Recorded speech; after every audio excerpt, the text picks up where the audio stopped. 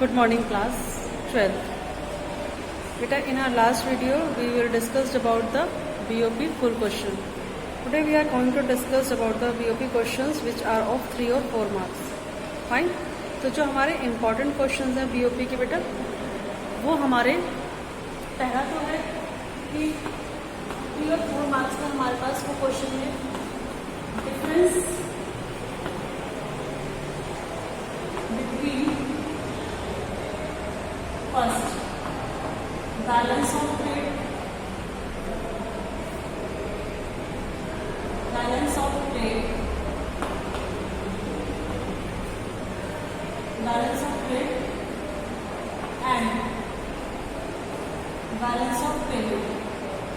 या तो इसका डिफरेंस आ सकता है वापस बोल दो और 3 मार्क्स 3 मार्क्स क्वेश्चन भी आपको राइट होंगे 3 पॉइंट्स या फिर जो सेकंड डिफरेंस है वो हमारा autonomous items and accommodating items या फिर हमारा ये डिफरेंस आ सकता है। तो ये डिफरेंसेस दोनों आपको पता होने चाहिए, नोट्स में ऑलरेडी प्रोवाइड करे हुए हैं, फिर भी एक बार थोड़ा सा रिवाइज कर लेते हैं आपको कि इन दोनों डिफरेंसेस में हमारे क्या क्या पॉइंट्स आते हैं, क्या क्या हमें डिस्कशन करना होता है, क्या क्या भी है हमें लिखना होता है। अगर हम बात करें बीओपी और बीओटी का डिफरेंस, तो बीओपी और बीओटी में क्या होता है, बैलेंस ऑफ पेमेंट में क्या होता है, हमारी सारी इकोनॉमिक ट्रांजेक्शन्स आती हैं जो भी बिटवीन द टू कंट्रीज होती हैं। इकोनॉमिक ट्रांजेक्शन्स हमारी जो भी पैसे से रिलेटेड, मतलब कुछ भी अगर हमने लेन देन करा है पैसों का और वो किसी भी वजह से है, तो सारी इकोनॉमिक ट्रांजेक्शन्स हमारी क्या कहाँ लिखी जाएंगी, बैलेंस ऑफ पेमेंट में।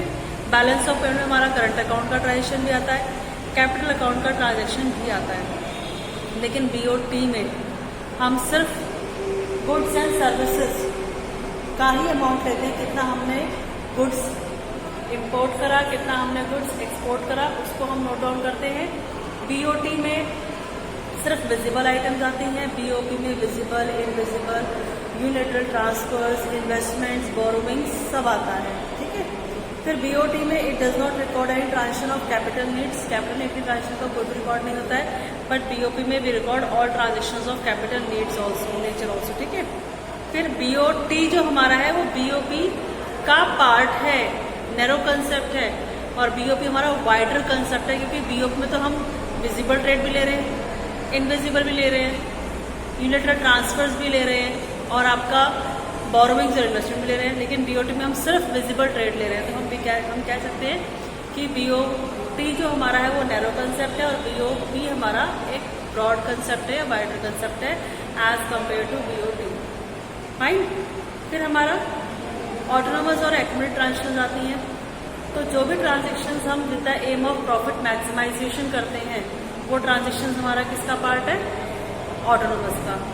और जो ट्रांजेक्शन्स हम जो हमारा बीओपी इम्बैलेंस है यानी डेफिशिट या सरप्लस शो कर रहा है उसको बैलेंस करने के लिए ट्रांजेक्शन पास करेंगे, वो हमारा किसका पार्ट, वो हमारा किसमें काउंट होगा, एक्यूमुलेटिंग आइटम्स में काउंट होगा। Fine.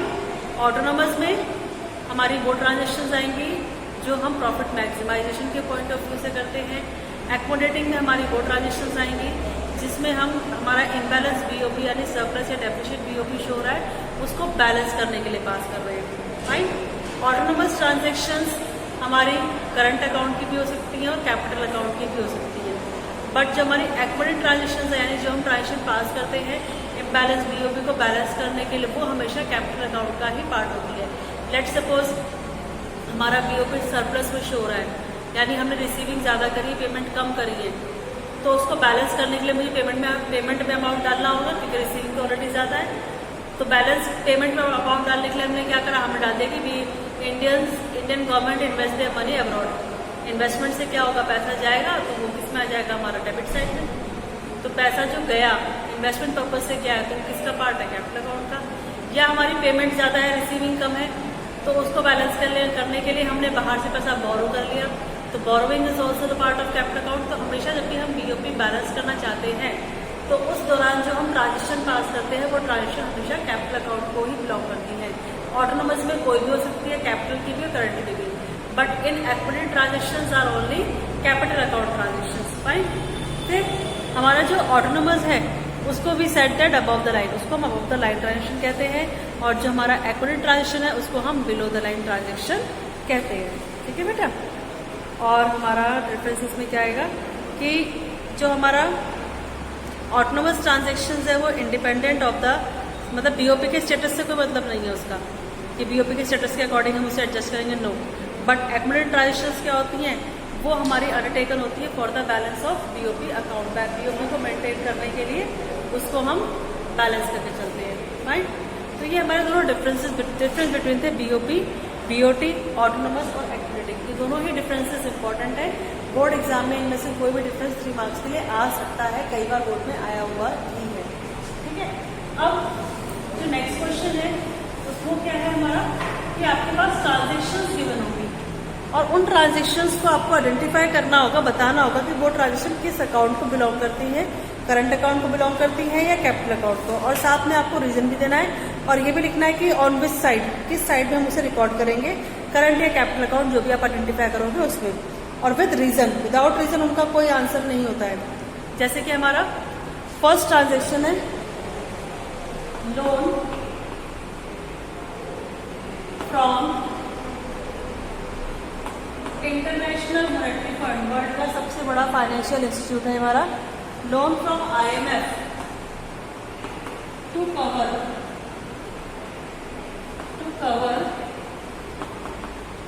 Deficit of BOP, deficit of BOP. ये ट्रांजेक्शन है, हम बताना है कि ये ट्रांजेक्शन बीओपी के किस सब अकाउंट में किस साइड आएगी। तो क्या ट्रांजेक्शन है कि लोन लिया गया है IMF इंस्टीट्यूट से, इंटरनेशनल मॉनेटरी फंड से। क्यों लिया है? क्योंकि हमारा बीओपी इम्बैलेंस था, डेफिशिएंसी शो कर रहा था। इट मीन्स रिसीविंग कम थी, पेमेंट ज़्यादा थी। तो रिसीविंग को बढ़ाने के लिए इंडियन गवर्नमेंट ने टेकन लोन फ्रॉम IMF, लिया है लोन IMF से। तो जो हमने लोन लिया है, बोरोविंग्स करी है, तो बोरोविंग से क्या हो रहा है, लायबिलिटीज इंक्रीज हो रही है। और अगर किसी ट्रांजेक्शन से कंट्री की लायबिलिटीज या एसेट से फर्क पड़ता है तो वो ट्रांजेक्शन कहाँ हम रिकॉर्ड करते हैं, कैपिटल अकाउंट में। तो हम क्या लिखेंगे answer, this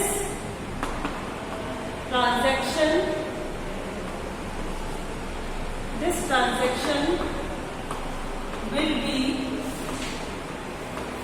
recorded in capital account। आपको सिर्फ कैपिटल अकाउंट ही नहीं लिखना है, you have to write reason also. Reason भी लिखना है कैपिटल अकाउंट में। क्यों लिखा है in capital account, because by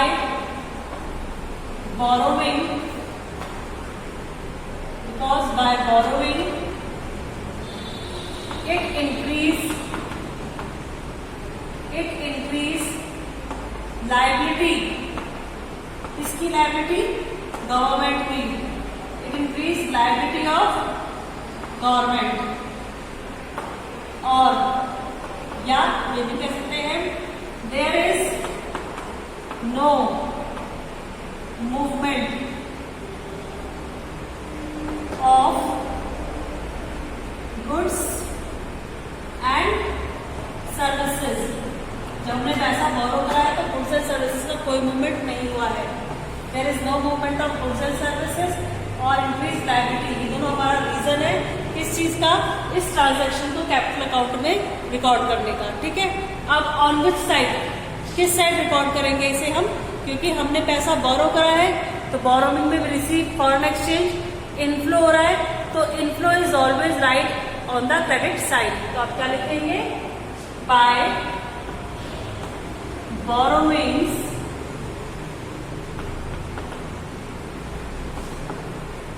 there is inflow of foreign exchange, inflow of foreign exchange. ठीक है ना। तो दैट्स वाई, इसलिए दैट्स वाई दिस ट्रांजैक्शन